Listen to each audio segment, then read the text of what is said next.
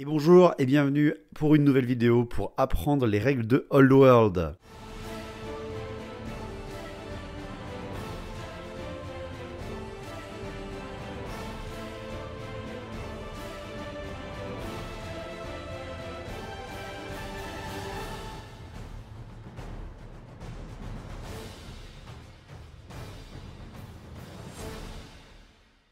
Donc aujourd'hui on va aborder une grosse vidéo, on va aborder un gros sujet, c'est l'un des plus détaillés qu'on aura à voir pour apprendre à jouer, ça va être les formations de combat, parce qu'on a beaucoup de formations qui ont changé, voire même des formations nouvelles, et bien évidemment les types de troupes.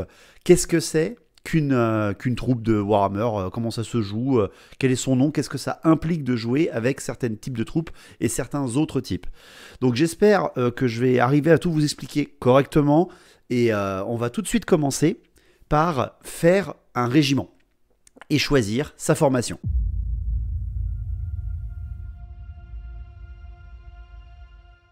Donc on a vu précédemment comment équiper les personnages, mais aussi comment améliorer et compter vos listes d'armées, améliorer les équipements de vos listes d'armées et donc de vos régiments.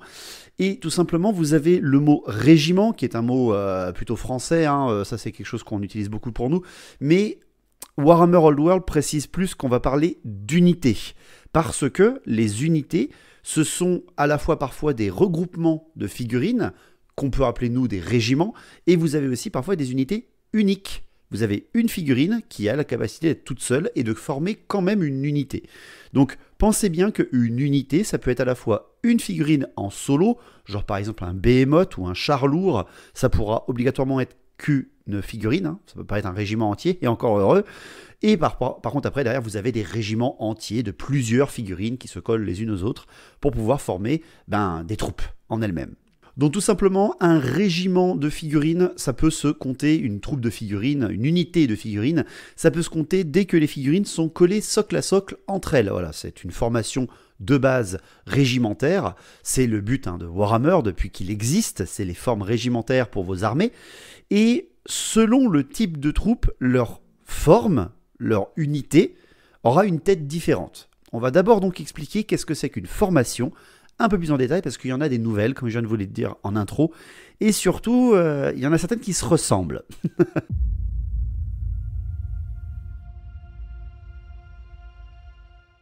Donc une formation de régiment, c'est quelque chose qui influe sur votre façon de jouer. Certaines formations de régiment n'ont pas la même capacité, les mêmes capacités de mouvement, de tir, de déplacement que d'autres. Donc, si jamais, dans les règles spéciales de votre unité, vous avez plusieurs formations autorisées, eh bien, lors du déploiement, vous devrez choisir une de leurs formations possibles, et derrière, bien évidemment, durant la phase de mouvement et les prochaines phases de mouvement, vous pouvez leur faire changer de formation par une reformation qu'on a vue déjà. Bon. La plus répandue, la plus connue des formations qu'on va avoir à Warhammer Old World, c'est la formation en ordre serré, la fameuse close order qu'on étudiait, qu'on se doutait, qu'on essayait de comprendre depuis plusieurs semaines avec les news qu'ils nous proposaient. La formation de combat en ordre rapproché, c'est vraiment l'une des plus répandues. En quoi ça consiste? Eh bien tout simplement, c'est la formation qui est là pour faire du fight, qui est là pour mettre le plus de bonus dans la tronche à l'adversaire. On va vous détailler bien sûr après les bonus de rang, comment ça fonctionne dans cette vidéo, mais c'est vraiment celle des infanteries qui combattent épaule contre épaule, qui forment des murs de boucliers, qui sont là vraiment pour encaisser ou taper. Donc pour former ces régiments, c'est très simple. Vous collez vos figurines les unes contre les autres de gauche à droite, vous formez une ligne qui s'appellera donc un rang, et une fois que vous avez atteint la largeur que vous voulez, vous avez un minimum demandé pour former un rang avec chaque type de troupe, je vous le détaillerai aussi dans cette vidéo, et une fois que vous avez atteint la largeur que vous voulez, vous enchaînez avec d'autres lignes du nombre de figurines que vous avez dans votre unité. Vous en avez 20, vous voulez qu'il soit 5 de large, vous mettez 4 lignes de 5. C'est comme ça que ça fonctionne pour faire une formation régimentaire. Si jamais vous avez des morceaux qui manquent, voilà, vous n'en avez pris que 18 parce que vous n'avez pas assez de points, eh bien vous complétez les rangs par l'avant, et s'il y a des trous, eh bien vous complétez à l'arrière et vous laissez le reste de trous qu'il y a, mais c'est bien à l'arrière du régiment, vu que, rappelez-vous, on retire les pertes par l'arrière. Ensuite, dans la formation en ordre serré, donc la close order, vous avez deux manières de représenter ces régiments qui influencent sur leur capacité dans la bataille. Vous avez l'ordre de combat. L'ordre de combat, c'est celui-là qu'on connaîtra le plus, hein, comme de tous les joueurs de Warhammer Battle. À Warhammer Old World, si votre régiment en ordre serré est plus large que profond, eh bien, il est en ordre de combat. Il est fait pour combattre. Il va donc vraiment être possible pour lui d'avoir des bonus de rang selon son type de troupe. Pareil, je vous le détaillerai plus tard dans la vidéo. Mais surtout, il va avoir un bonus automatique de 1 au résultat de combat parce qu'il est épaule contre épaule, il est prêt à combattre, etc. Donc, il y a déjà un avantage si vos unités peuvent être en ordre serré, en ordre de combat. N'oubliez pas que l'ordre serré, il contient l'ordre combat et une seconde formation. C'est à vous de choisir quand vous les déployez. La seconde possibilité pour former un régiment en ordre serré, mais qui n'est pas fait pour le combat, qui est plus fait pour se déplacer, c'est la fameuse colonne de marche. Et la colonne de marche, c'est la nouveauté de Warhammer Old World. Au lieu que votre régiment soit très large et peu profond, vous faites l'inverse lors de son déploiement ou pendant la bataille, si vous faites une reformation. Vous faites des rangs beaucoup plus petits que la profondeur de votre régiment. Enfin, il suffit que ce soit un plus profond que large. Et là, votre régiment, lorsqu'il se déplace, eh bien, il peut faire x3 à son mouvement en marche forcée, et non pas le x2 de la marche forcée. Ce qui officialise donc que si vous êtes en colonne de marche, vous ne pouvez pas faire x3, vous pouvez faire x3 si vous faites une marche forcée. Donc c'est important à préciser. Donc vous ne pouvez pas tirer, etc. si vous faites une marche forcée. De plus, il est bien précisé dans les règles que si vous êtes en colonne de marche, vous n'avez aucun bonus de rang. Bah oui, parce que vu que vous avez gagné des rangs, vous en aurez encore plus. Donc non, vous n'êtes pas fait pour le combat, vous êtes fait pour vous déplacer à ce moment-là. Encore une autre chose, si vous êtes en colonne de marche, vous ne pouvez pas charger non plus. Donc faites très attention quand vous êtes en colonne de marche. N'oubliez pas que si vous faites une reformation de régiment, du genre vous avez déployé votre unité en colonne de marche, poum, vous la faites avancer premier tour, x3 de mouvement pour tout de suite mettre la pression, et bien vous ne pouvez pas vous reformer derrière, parce que faire une reformation, on l'a vu dans les dernières vidéos, eh bien ça prend tout votre mouvement. Donc si vous faites une marche forcée, avec x3 de mouvement, vous ne pouvez pas rechanger de formation derrière. Donc c'est fait pour les contournements, c'est fait pour la stratégie, c'est fait pour la géométrie de la table, mais c'est super intéressant. Donc la différence entre les deux, la colonne de marche, c'est pour se déplacer très très vite, mais ça fragilise votre régiment en termes de s'il se fait attaquer par exemple. Mais derrière, si vous êtes par contre en ordre de combat, dans un close order, dans un ordre serré, alors là, vous êtes là pour le combat. Vous êtes là, prêt à encaisser. Vous avez des bonus de rang, selon votre type de troupe. Vous avez un bonus fixe de ordre serré qui est assez sympa.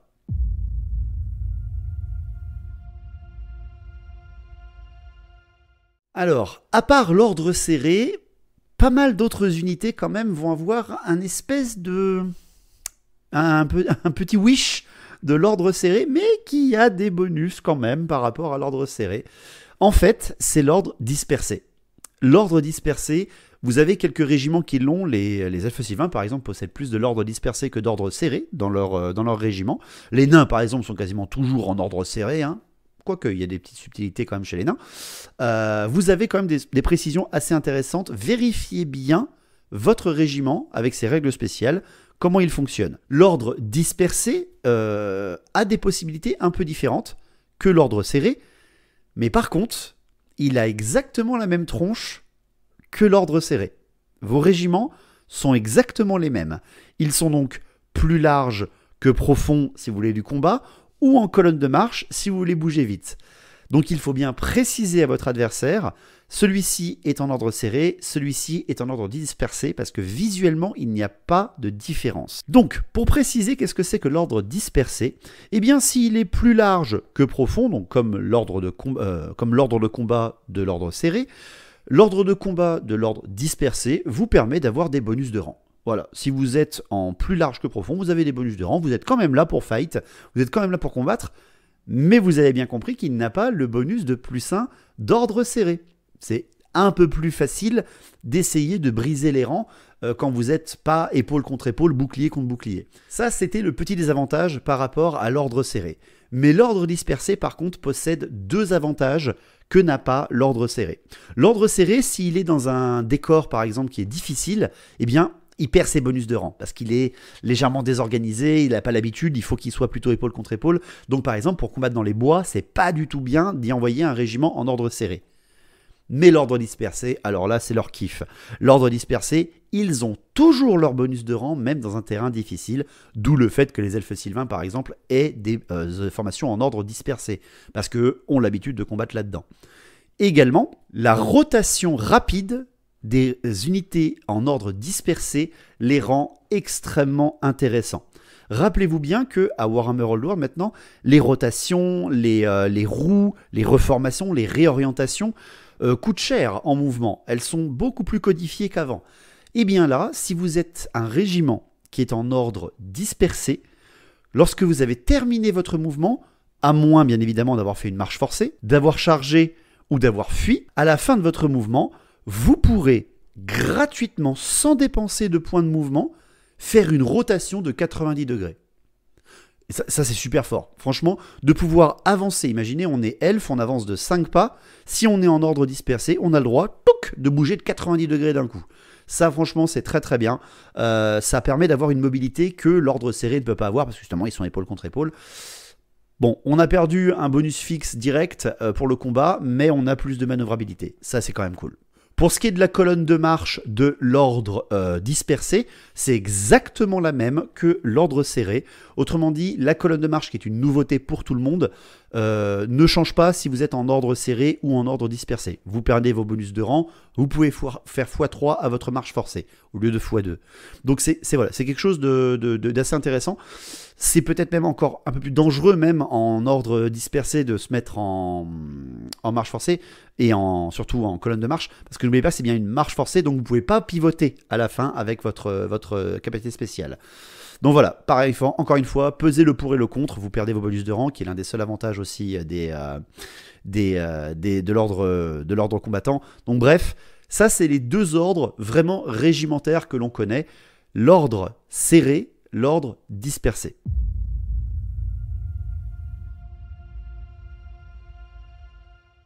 Alors par contre, la troisième formation régimentaire dont je vais vous parler, ce sont les tirailleurs. Alors là, les tirailleurs, c'est quelque chose qui avait été beaucoup nerfé en Warhammer V8, et c'est leur grand retour, littéralement, pour Warhammer Old World. Alors qu'est-ce que c'est que les tirailleurs? C'est une formation qui est un petit peu étrange pour ceux qui ne connaissent pas le monde du wargame. On aime le régimentaire, on aime vraiment cette formation en ligne, on est beau, regardez, c'est super sympa.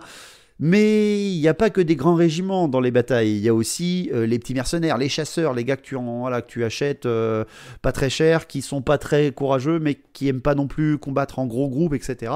Les tirailleurs représentent ces personnages-là. Des personnages extrêmement mobiles, plutôt des harceleurs, qui sont là justement pour faire parfois des écrans, pour protéger vos lignes arrière, en disant « regarde, on est là, on est là, on est là ». C'est quelque chose d'assez intéressant. Et donc les tirailleurs ne sont pas dans la formation régimentaire que l'on connaît. Les tirailleurs sont des unités éclatées.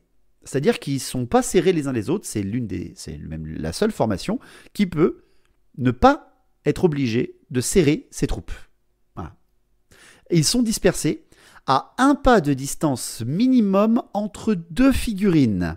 Les tirailleurs doivent être seulement à un pas l'un de l'autre, d'une figurine à l'autre. Donc vous pouvez faire vraiment de très grandes lignes de tirailleurs. La formation tirailleur n'a aucun flanc, aucun front, aucun dos. Vous le savez, on en a parlé dans les premières vidéos, un régiment, il a un axe de vue de 45 degrés, il a donc un avant, il a des flancs et il a un arrière. Eh bien les tirailleurs n'ont rien de tout ça, parce que vu que leur formation est un petit peu éparse, elle part dans tous les sens, etc., les tirailleurs de Warhammer Old World reviennent à une vision à 360 degrés. C'est-à-dire qu'ils voient tout autour d'eux sans aucun malus. Pareil, si un régiment, lorsqu'il fait une roue, ou surtout lorsqu'il fait une réorientation, quand il change complètement de sens, il doit perdre du mouvement parce que vu que tout le monde bouge, c'est compliqué à faire. Les tirailleurs, qui ne sont pas du tout dans une formation serrée ou une formation dispersée, ils sont même complètement éclatés, eh bien eux n'ont aucun malus à la reformation et à la réorientation. Autrement dit, vous pouvez les bouger vraiment comme vous voulez, vu qu'ils n'ont pas d'avant, pas d'arrière, pas de flanc. C'est très fort. Vous vous rappelez, tout le monde se disait « Oh là là, Warhammer Old World, ça devient dur, on peut tirer que sur une seule ligne. » Ben, les tirailleurs, vu qu'ils sont tout éclatés, si vous les posez correctement, face à vous, vous pouvez tous tirer. Voilà, et ça c'est pas rigolo. Ça c'est pas rigolo. De plus, je dis bien qu'ils voient à 360 degrés, pas qu'ils peuvent seulement tirer à 360 degrés. C'est-à-dire que les tirailleurs peuvent également charger à 360 degrés. Ils voient vraiment partout autour d'eux. Vous voulez les déplacer, vous en déplacez un, vous déplacez le dernier de sa distance, de la même distance, et après le reste, vous faites le régiment dans leur capacité de mouvement et en gardant la cohésion à un pas de distance avec une seule figurine de l'unité. Donc leur mouvement est beaucoup plus facile à gérer. Ça va être la cavalerie légère qu'on avait en V8, hein, c'est très très fort. Les tirs, ça porte tout autour d'eux à 360 pas de la distance de leur arme. Et le corps à corps, ils peuvent aller en corps à corps dans n'importe quelle direction. Par contre, comment on fait quand on va arriver au corps à corps alors que le régiment est tout éclaté? Eh bien là c'est très simple, lorsque des tirailleurs sont chargés ou chargent une unité, vous allez aller au contact avec la figurine tirailleuse la plus proche de l'unité que vous chargez ou qui vous charge, et une fois que vous avez fait ce mouvement, eh bien vous rapprochez les derniers. Tous les tirailleurs qui, avec leur mouvement de base ou leur mouvement de charge, peut arriver en première ligne, ils le font. Tous ceux qui seront trop loin ou trop sur les côtés, parce que la charge a été un petit peu bien calculée par votre adversaire, iront en rang arrière. Cependant, les tirailleurs ne sont pas du tout des régiments pour encaisser énormément les charges ou faire de gros dégâts. Autrement dit, ils n'ont jamais aucun bonus de rang et ils ne peuvent jamais désorganiser un adversaire. Donc si vous attaquez à 20 tirailleurs, un régiment de 10, eh bien le régiment de 10 aura toujours ses bonus de rang, toujours ses bonus fixes, parce que vous ne pouvez pas le désorganiser, vu que vous n'êtes pas vraiment un régiment, vous êtes plutôt des harceleurs. Alors bien évidemment, même s'ils sont écartés, hein, les tirailleurs, vous ne pouvez pas passer à travers, hein, vous ne pouvez pas vous déplacer à travers avec vos propres unités. Si vous avez le vol, vous pouvez passer par-dessus, mais vos propres unités ne peuvent pas bouger à travers les tirailleurs. Même s'il y a une petite règle spéciale avec les chars, vous allez voir pour certains tirailleurs, mais on en parlera dans d'autres vidéos pour les règles spéciales. Pareil, les tirailleurs étant des unités très éparses, très éventées, un ennemi qui tire dessus, si les tirailleurs ont une puissance d'unité de 1, pareil on va en parler quand on va parler des types de troupes dans la vidéo, eh bien si vos tirailleurs, en gros c'est de l'infanterie en tirailleurs, hein, eh bien l'ennemi va avoir -1 pour les toucher. Parce que ils sont durs à toucher, ils ne sont pas serrés les uns les autres. Ce qui fait que les Pégases bretoniens perdent cette règle. Ils ne peuvent plus être touchés à -1. Parce que eux, leur puissance d'unité est plus grande que 1. Dernière précision, pour les personnages, il faut absolument que le personnage possède la règle tirailleur pour pouvoir aller dans un régiment de tirailleurs du même type de troupe que lui, obligatoirement. Donc, c'est aussi une bonne précision. Il y avait eu un petit peu ce problème avec les hauts elfes dans la V8 où le coursier elfique n'avait pas lui-même la règle cavalerie légère, mais les patrouilleurs élériens sur coursier elfique avaient cette règle, donc ils ne pouvaient pas les rejoindre, ou alors s'ils les rejoignaient, ils perdaient tous leurs bonus de cavalerie légère, ce qui était un problème. Là, maintenant, c'est bien précisé que tous les personnages ne peuvent rentrer dans une unité de tirailleurs que s'ils ont le même type de troupe et qu'ils ont la règle tirailleur également. Donc c'est double précisé, question de ne pas avoir de problème.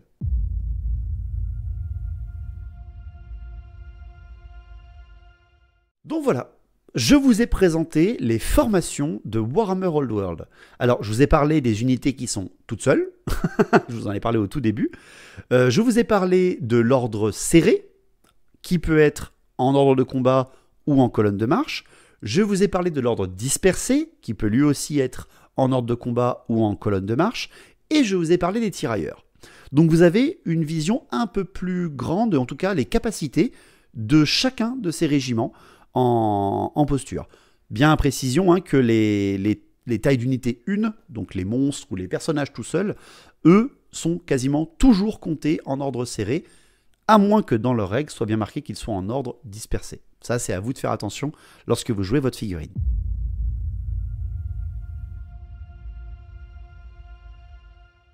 Donc maintenant, on va parler des types de troupes à Warhammer Old World. Donc qu'est-ce que c'est que le régiment que vous avez choisi?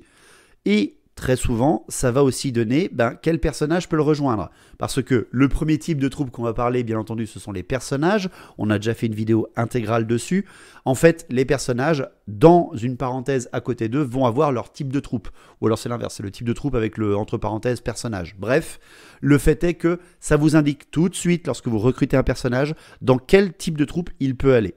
Après, vérifiez bien ses règles spéciales, s'il peut aller avec des tirailleurs ou pas. Le reste des types de troupes, pourquoi je vais vous les présenter? Parce que déjà, c'est pour bien les différencier, parce qu'il y a des différences maintenant par rapport à avant, et c'est surtout parce que, selon votre type de troupe, votre ordre serré ou ordre dispersé, rappelez-vous, ce sont les deux seuls ordres qui peuvent avoir des bonus de rang, eh bien, selon votre type de troupe, le maximum de bonus de rang que vous pouvez avoir est limité.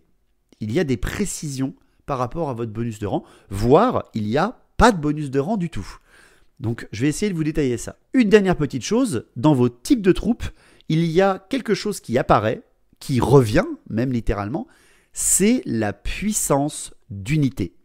La puissance d'unité, c'est un petit peu, on va dire, la représentation de puissance qu'elle a sur la table lorsqu'un ennemi veut la charger, lorsqu'un ennemi doit tester la peur, par exemple. La PU, la puissance d'unité, eh bien, est calculable selon le type de troupe aussi. Alors, pour faire un espèce de résumé très très simple sur la puissance d'unité, c'est très souvent, chaque figurine a un nombre de PV, chaque régiment a un nombre de figurines. Vous voulez connaître la puissance d'unité d'un régiment, vous multipliez tous les PV qu'il y a dedans. Vous avez 10 mecs à 1 PV, vous avez 10 de PU. Vous avez, attendez que je fasse pas de problème de maths, vous avez 3 gars à 3 PV, vous avez une puissance d'unité de 9. Voilà. Donc c'est quelque chose qui est assez facile à calculer et c'est juste pour quelques règles spécifiques pour ce qui est de la puissance d'unité, mais c'était important de le préciser. Donc les types de troupes, vous les présentez comme ça va surtout vous servir à savoir combien minimum je dois avoir de figurines en ligne pour faire un rang officiel de ce régiment. Je vais également vous donner le bonus de rang maximal que peut avoir ce type de troupe et comment on calcule sa puissance d'unité, même si le résumé d'avant fonctionne très bien.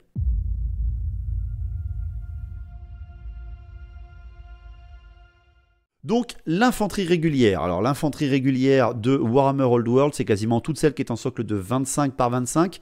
Précisez bien attention parce qu'il y a infanterie régulière et il y a infanterie lourde qui sont détaillées et dispersées l'une de l'autre, même si elles sont toutes les deux dans la catégorie type de troupe infanterie.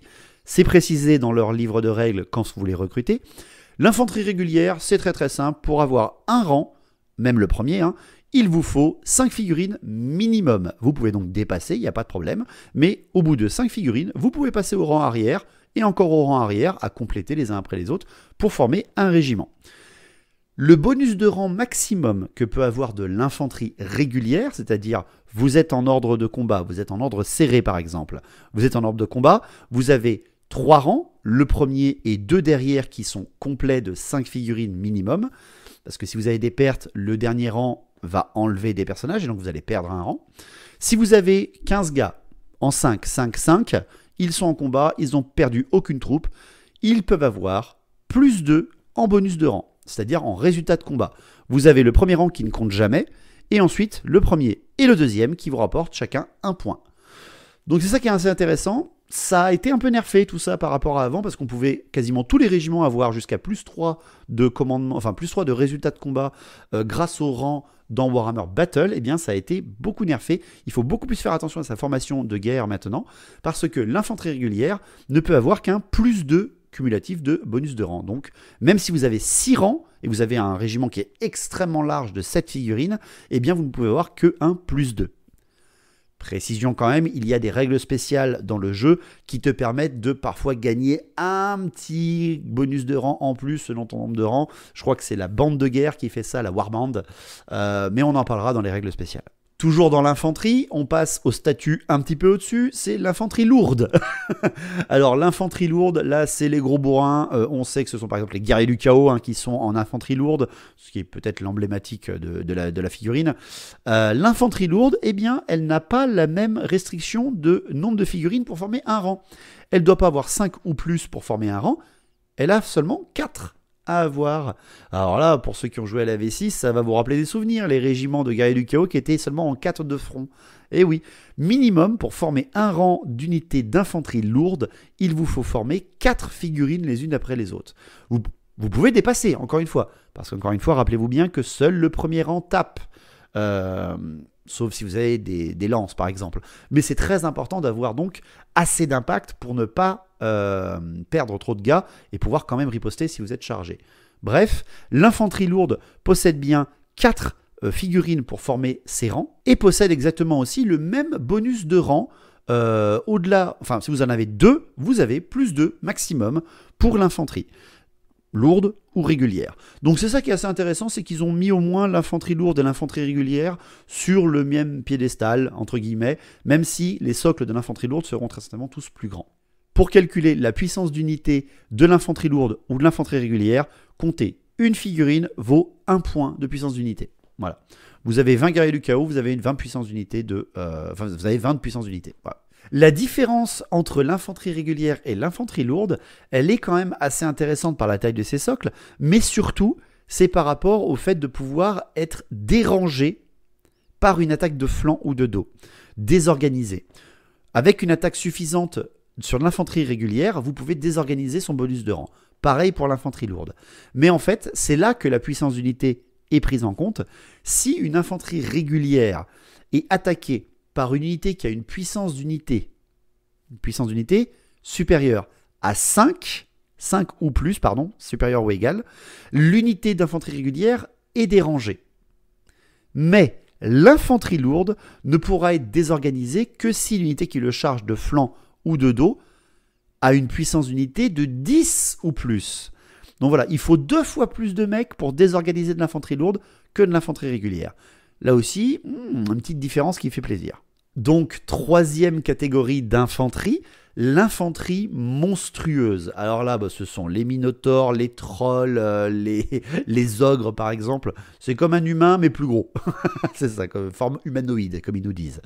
Et alors là, pour former un rang d'une unité monstrueuse, ça va pas être 5, ça va pas être 4, vous l'avez compris, c'est 3. 3 figurines côte à côte, forment un rang d'infanterie monstrueuse. Donc vous pouvez dépasser, encore une fois, en termes de largeur, il n'y a pas de problème. Mais si vous voulez former des rangs et si vous avez des pertes dans vos unités, eh bien, 3 figurines d'infanterie monstrueuse continuent à former un rang. Précision quand même, l'infanterie monstrueuse a le même maximum de bonus de rang permis. Et ouais, elle peut monter à plus 2. Et ça, c'est cool. Donc, vous avez un bloc de 3 minotaures à l'avant.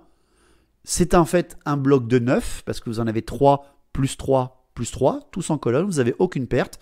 Vous avez le droit, lors d'un combat, à avoir plus 2 au résultat de combat, parce que vous avez 2 rangs complets à partir du premier. Donc, c'est pas rigolo. C'est pas rigolo. Ça fait très très peur. C'est très violent. De plus, la puissance d'unité, bien évidemment, de l'infanterie monstrueuse, là, c'est chaque figurine de l'infanterie monstrueuse amène 3 de puissance d'unité. Donc, tout de suite, c'est quasiment toujours leur nombre de PV. Vous avez autant d'impact presque qu'un régiment qui a la même taille que vous avec votre infanterie monstrueuse. Calculez juste que chaque figurine, c'est 3 de PU et l'infanterie, c'est 1 de PU. Enfin, dernière unité qui fait partie de l'infanterie, qui est un petit peu nouveau, je ne me rappelais pas que c'était comme ça à Warhammer Battle, ce sont les nuées qui comptent dans la catégorie infanterie. Alors les nuées, comme les nuées de la jungle, les nuées du désert ou les nuées de Snotling, ça arrive aussi, c'est très rigolo.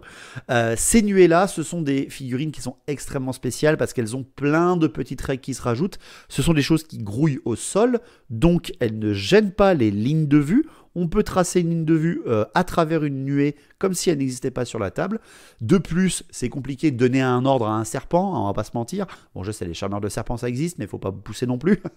En gros, la présence charismatique de votre général ou la présence de votre grande bannière, donc le commandement donné par votre général à 12 pas autour de lui, ou la relance de commandement donnée de votre grande bannière à 12 pas autour d'elle, n'est jamais pris en compte par les unités de type nuée. Ce sont vraiment des trucs qu'on envoie mourir, c'est pas grave, c'est pour harceler, c'est pour tenir un ennemi d'un côté, parce qu'elles ont des règles assez spéciales et très intéressantes pour ralentir l'ennemi. Par contre, les nuées n'ont pas de figurine minimale pour former un rang. Pourquoi ? Parce qu'elles ne peuvent jamais avoir de bonus de rang. Voilà. Donc voilà, c'est assez compliqué hein, de penser comme ça quand on joue des nuées. Tu peux en jouer une, selon les restrictions du livre d'armée, bien évidemment. Là aussi, faites attention lorsque vous recrutez des nuées. Il y a un minimum, hein, c'est toujours marqué, je vous en ai parlé dans une autre vidéo. Mais les nuées n'ont pas de maximum et surtout n'ont pas de bonus de rang. Voilà, ça c'est la demande qu'elles ont eue. Je ne sais pas pourquoi, mais pourquoi pas. C'est leur volonté, on va dire ça comme ça. La puissance d'unité d'une nuée, pareil, c'est 3. Chaque nuée a PU 3. Donc ça aussi, c'est pas par contre exactement leur nombre de PV, je sais qu'il y en a certaines qui montent à 4 PV, donc bon, on va voir un petit peu ce que ça donnera, mais c'est toujours intéressant d'avoir compté ça comme ça.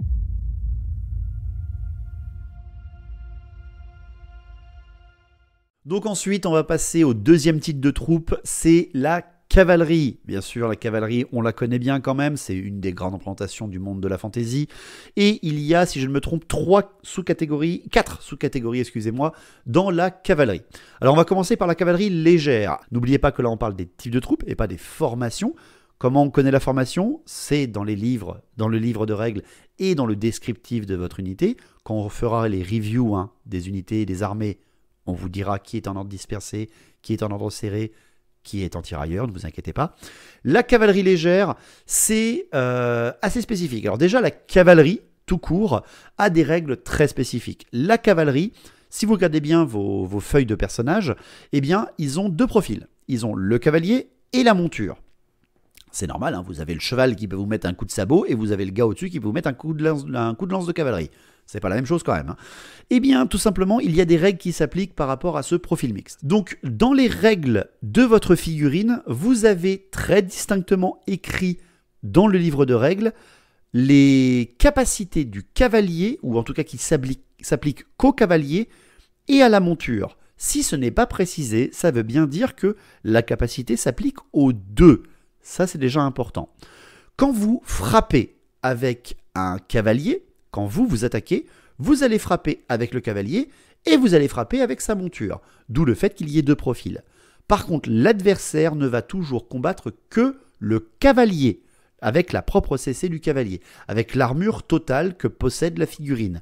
Il va vouloir frapper, il va devoir taper il va pas taper la CC du cheval, il va taper la CC du cavalier, qui est très souvent meilleure. Bon, sauf quand tu es un orc, mais ça c'est encore autre chose.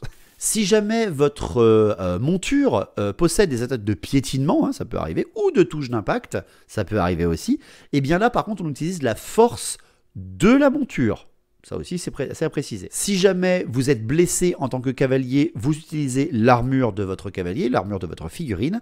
Et enfin, si le cavalier, parce qu'on combat que contre lui, n'oubliez pas, est blessé au corps à corps, et donc loupe sa sauvegarde d'armure invulnérable régénération, autrement dit il perd son dernier PV, eh bien la figurine est retirée, le cheval se barre, etc., etc. Donc pareil, si vous êtes pris pour cible au tir, si vous êtes touché, eh bien vous perdez un PV, vous perdez un cavalier, même s'il reste un cheval ou quoi que ce soit, le cheval s'emballe ou quoi que ce soit, il s'en va, comptez-le comme ça par contre ça n'a pas changé, et heureusement ça serait très compliqué à calculer sinon au fur et à mesure. Donc ça c'est les règles qui s'appliquent à toutes les cavaleries, c'est assez intéressant de le savoir. Par contre, la cavalerie légère, pour former un rang, il vous faut 5 figurines. 5 figurines de cavaliers, côte à côte, pour former un rang. Vous pouvez avoir, avec vos cavaliers légers, un bonus de rang de +1, si vous êtes en ordre serré ou en ordre dispersé, lors d'un corps à corps. Donc, moins que de l'infanterie. Voilà, surtout c'est la cavalerie légère, c'est pas fait non plus pour avoir énormément d'impact. Et la puissance d'unité de votre cavalerie légère sera de 2 par figurine. Là, on compte à peu près le PV du cheval et le PV du cavalier, simplement pour mettre du poids. Ce qui rend assez sympa le principe de charge, même avec des cavaliers légers.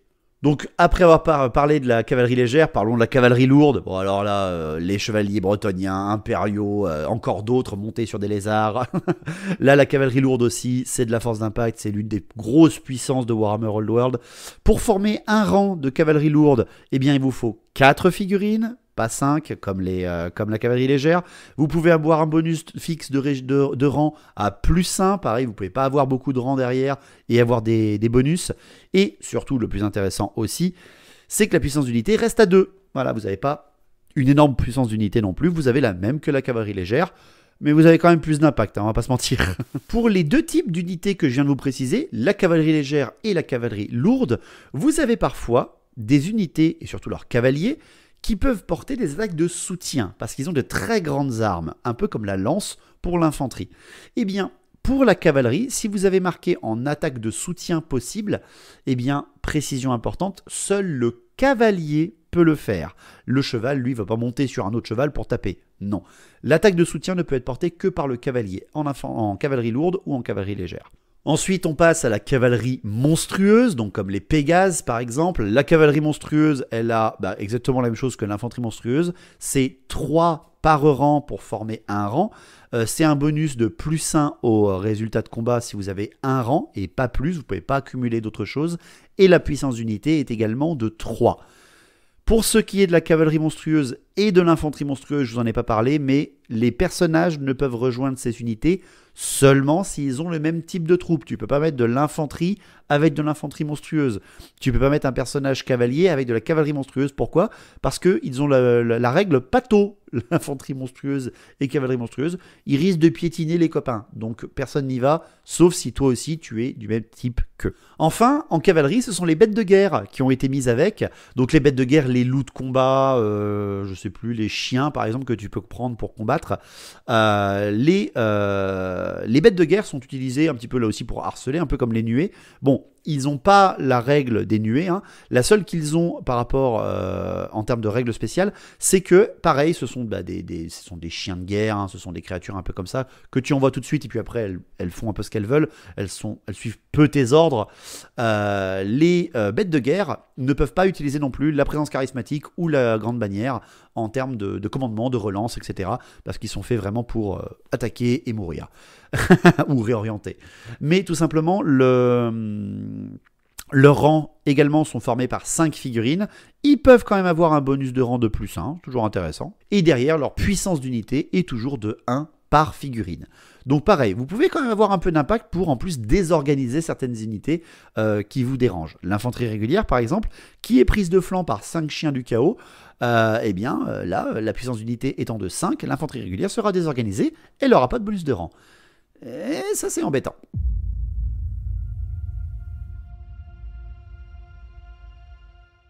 Ensuite, on passe à la catégorie des chars, la catégorie de type de troupes de chars.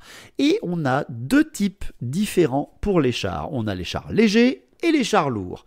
Et là déjà, énorme changement par rapport à avant. Là, je m'adresse aux joueurs de Battle. Les chars peuvent faire des marches forcées. Il n'y a pas de précision qu'il leur est interdit de faire des marches forcées. Donc c'est pas drôle, non c'est pas drôle, arrêtez avec ça non plus, c'est pas rigolo. Donc pareil, les chars, qu'ils soient légers ou qu'ils soient lourds, font exactement comme la cavalerie, c'est-à-dire que les chars combattent avec leur propre profil, ils ont plusieurs profils différents, mais vous voyez qu'il y a des morceaux qui manquent, par exemple il n'y a pas de CC sur le char lui-même, mais il y a de la CC sur ses origes, vous avez des valeurs de commandement qui ne sont pas présentes, etc. C'est normal, c'est parce que, c'est pour simplifier la lecture, lorsque un char attaque avec ses piétinements par exemple, s'il en a, ou surtout ses touches d'impact, on utilise la force de l'attelage, parce que c'est lui l'attelage qui te rentre dedans, mais derrière après, lorsque tu le combats, c'est bien ses montures et ses origes qui combattent avec leur CC, leur force, etc. L'armure du char est toujours présentée et précisée sur le livre de règles, hein. Ça a une valeur d'armure tout court. pour éviter de se dire ouais mais attends il a une armure mais il n'y a pas de truc de montée etc. C'est précisé directement, ne vous embêtez pas. Et pour ce qui est de ses PV, s'il tombe à 0, ben, le char va pas rester tout seul avec ses origes tués. Non, le char est détruit s'il tombe à 0 PV. Par contre, les chars possèdent la règle roue ferrée, c'est-à-dire que c'est plutôt fait pour aller sur du plat, hein. C'est pas fait pour passer à travers les arbres, on est bien d'accord. Donc si jamais vous allez dans un terrain difficile ou un obstacle lié un petit peu, eh ben, c'est pas génial hein, pour un char. Si jamais vous allez dans un terrain comme ça, vous faites un test de terrain dangereux et vous allez perdre 1 des 3 PV si vous faites un 1 sur votre jet de test de terrain dangereux. Pareil, avec la règle de roue implacable, les chars qui peuvent parfois former des unités ne peuvent pas être rejoints par un personnage qui n'a pas la même règle qu'eux, mais je vous l'ai présenté, les personnages avec le même type de troupe et donc les mêmes règles peuvent rejoindre les unités qui sont comme eux. C'est vraiment bien de la précision, ils ont bien mis ça en place, j'aime beaucoup mieux, c'est plus lisible en tout cas, quel personnage peut aller avec qui, avec Old World. Enfin, la dernière petite règle rigolote des chars, c'est la plateforme de tir. Ouais, parce qu'ils sont sur une plateforme de tir les gars. Et le jeu nous explique, Warhammer Old World nous explique que maintenant, la plateforme de tir des chars, qu'ils soient lourds ou légers, je le précise bien, ben il voit 360 degrés pour tirer. C'est pas rigolo. Encore une fois. Alors, bon, vous allez vous gêner en termes de point de vue, bien sûr. Hein, les 3 chars peuvent pas tirer tous les 3 à droite, parce qu'ils sont en ordre serré ou en ordre dispersé, donc ils vont gêner en point de vue. Mais ça peut créer la surprise. Voilà, par contre, donc méfiez-vous bien. Les chars, maintenant, tirent à 360 degrés. Attention par contre, je précise bien, ce ne sont pas comme les tirailleurs qui eux peuvent même charger dans un axe de vue de 360 degrés. Non, les chars ont la plateforme de tir qui leur permet juste de tirer sur 360 degrés. Donc les chars légers peuvent former des unités, comme je vous l'ai expliqué. Pour former un rang de chars légers, eh bien, il vous faut 3 figurines, côte à côte là aussi. Ils peuvent avoir un bonus de rang de +1, comme n'importe quelle figurine au-delà de l'infanterie, et leur puissance d'unité est calculée à 3 points par figurine. Mais on a aussi des chars lourds maintenant. Oui, oui hein, les gros chars de Shras par exemple, ou alors les petits chars très sympas du chaos aussi, hein, qui sont là juste pour nous caresser le visage gentiment, c'est faux. Les chars lourds possèdent quelques petites règles en plus de celles que je viens de vous préciser. Par exemple, ils ont des roues bardées de faux, hein, ils ont des lames sur les roues très souvent. Alors avant, ça te rajoutait juste 1 point sur la touche d'impact en Warhammer Battle. Là, c'est plus pareil. C'est juste que lorsque tu charges avec un char lourd qui possède des roues avec des faux, eh ben, ton char provoque moins 2 de PA sur ses touches d'impact. Donc c'est pas rigolo du tout. Ça te découpe même du chevalier, c'est pas rigolo. C'est compliqué à affronter. Derrière après par contre, ils ont la règle pesant. Et la règle pesant, elle va s'adresser surtout aux unités qui sont toutes seules sur la table. Vraiment, comme je vous l'ai dit tout à l'heure, les unités qui sont composées que d'une seule figurine.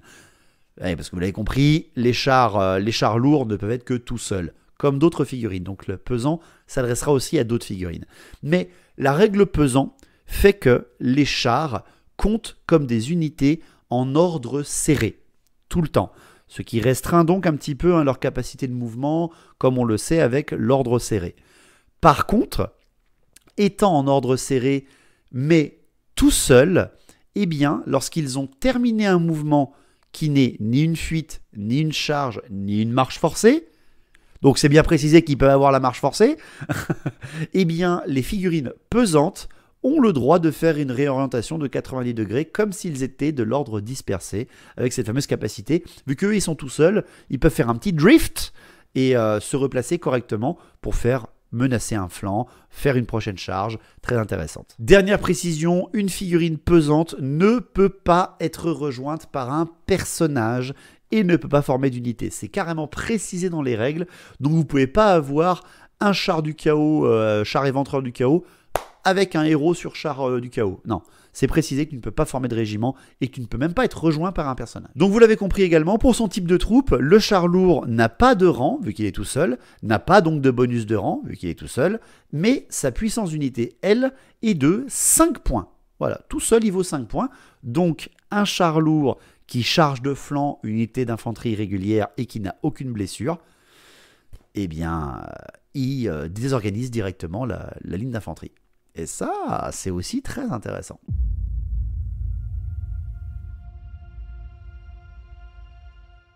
Avant-dernière catégorie que nous allons parler, ce sont les monstres. Les monstres qui ont été dispatchés entre deux sous-catégories. Avant, on avait le monstre tout seul. Les monstres sont composés des créatures monstrueuses qui sont plus grosses que de l'infanterie monstrueuse ou de la cavalerie monstrueuse. Et vous avez carrément les behemoths, alors là qui sont les énormes titans du monde de Warhammer Old World. Et tout simplement, ces figurines-là n'ont pas de rang, parce qu'elles sont toutes seules très souvent, elles ne peuvent jamais former de régiment. Elles n'ont donc pas de bonus de rang, vous l'avez compris. Elles ont la règle pesante, comme les chars lourds. Et en plus derrière, leur puissance d'unité est selon leur point de vie de départ. Voilà. Donc leur point de vie de départ, c'est leur puissance d'unité, qui ne peut pas changer durant la partie, même si tu le blesses. Ben voilà, ça peut parfois pas rigoler du tout. Les petites précisions intéressantes, c'est que les créatures monstrueuses peuvent être des montures pour les personnages. Donc si le personnage a acheté cette créature pour être équipé de ça et monté sur cette créature, il gagne les règles de ces fameuses figurines. Donc le pesant, il ne peut pas faire former un régiment avec le personnage, mais il peut lui-même être un personnage. Ça aussi, c'est assez intéressant. On commence à comprendre le principe. Et pareil, les behemoths, ils ont une petite règle assez sympa. Donc déjà, ils peuvent être montés, bien évidemment, comme ce que je viens de vous dire, par des personnages. Mais aussi, ils ont du gros de terre. Voilà, j'aime bien cette petite règle. C'est que leur attaque de piétinement, elle te fait moins 2 de PA. Aussi directement, ils te mettent un gros coup de sabot, ça fait casser ton armure de 2 points, direct. Donc c'est quand même assez fort aussi. La seule petite restriction, c'est que les behemoths ne peuvent pas piétiner les autres behemoths. Voilà, tu ne peux pas piétiner quelque chose qui est aussi gros que toi lorsque tu es un behemoth.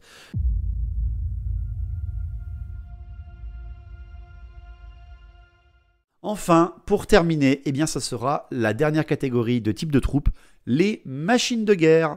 Les machines de guerre, évidemment qu'on les connaît, les canons, les catapultes, les balises, les canons à flammes, tous ces trucs-là. Les machines de guerre, ont un profil mixte aussi, bien évidemment. Ils ont une endurance assez grosse très souvent, ils ont quelques nombres d'attaques, etc. C'est comme la cavalerie, en gros, lorsque vous tirez dessus, vous allez utiliser l'endurance de la machine, mais si vous allez au corps à corps dessus, vous allez combattre les servants et donc utiliser les caractéristiques des servants. Si vous perdez un PV dans les servants, vous perdez une attaque dans le profil de caractéristiques des servants. Bon, là, ça n'a pas vraiment changé, c'est juste qu'ils ont mixé les machines de guerre en un seul profil, et pas vous avez 3 servants et un servant à ce profil. Ils ont tout mixé en un seul. Si vous faites un test d'armure, parce que vous avez perdu un PV, c'est avec l'armure des servants, au corps à corps, et même d'ailleurs, tout le temps en fait. Voilà. Si vous êtes blessé, vous faites un jet d'armure, mais vous utilisez celui des servants. Donc si un tir vous touche, vous utilisez quand même l'armure des servants et pas l'armure de la machine, car elle n'en a pas. Si jamais votre machine tombe à 0 PV, c'est pas les servants qui sont morts, c'est la machine elle-même qui a été détruite. Par contre, précision, vous avez la règle « on n'est pas payé pour se battre ». Alors j'aime beaucoup cette règle, ça représente bien les artilleurs, super le courage les gars. Et en gros, si l'unité est démoralisée et fuit un combat, l'unité est détruite. Directement. Elle ne va pas s'enfuir, se barrer, etc. Non, elle est détruite si elle est démoralisée au combat. Donc c'est précisé également que si jamais elle n'est pas démoralisée au combat, donc en gros elle n'a pas dépassé son test de commandement maximal, mais qu'elle a fait un repli en bon ordre ou qu'elle a scellé du terrain, c'est le cas. La machine va reculer. Donc voilà. Ça, c'est un peu dommage que c'est représenté comme ça. J'aurais bien voulu que les machines de guerre ne bougent pas d'un pet, bien évidemment, même si elles cèdent le combat parce qu'elles sont trop lourdes. Non, le jeu quand même t'autorise à pousser un petit peu les canons et donc t'autorise même à pousser les enclumes du destin, qui sont censés être inamovibles. Donc voilà, il va falloir qu'on vérifie ça aussi. Pareil, on fera peut-être un errata si jamais on a dit une bêtise, mais comptez que les machines de guerre peuvent quand même sceller du terrain ou se replier en bon ordre. Donc à voir. Dernière chose, ce sont des armes de guerre, les machines de guerre. C'est quelque chose d'extrêmement lourd, c'est compliqué à gérer. Autrement dit, vous ne pouvez jamais faire de marche forcée avec elles, bien évidemment. Elles ont quasiment toutes mouvement ou tir. Elles ne peuvent pas déclarer de charge et elles ne peuvent pas faire de mouvement de poursuite. Donc si elles sont attaquées au corps à corps et qu'elles repoussent l'adversaire, elles ne le poursuivront pas. Elles gagneront directement la règle restreindre et reformer. Par contre, comme je viens de vous dire, c'est assez difficile de déplacer par la valeur de mouvement les machines de guerre, mais vous pouvez toujours pivoter sur son centre gratuitement une machine de guerre pour pouvoir tirer sur sa cible. Donc ça aussi, n'ont pas compté le fait que tu peux le faire que pendant la phase de mouvement, tu peux pivoter dans n'importe quelle phase quand tu vas utiliser ta machine. Et ça, c'est quand même assez cool parce que vous savez, c'est monté parfois sur des petits mécanismes pour la faire tourner, comme le trébuchet bretonien. Donc c'est quand même assez intéressant. Pour ce qui est du type de troupe machine de guerre, il n'y a pas de rang parce que ça ne forme pas de rang, il n'y a pas donc de bonus de rang, et la puissance d'unité, c'est la valeur de PV de la machine, tout simplement au début de la bataille. Donc voilà.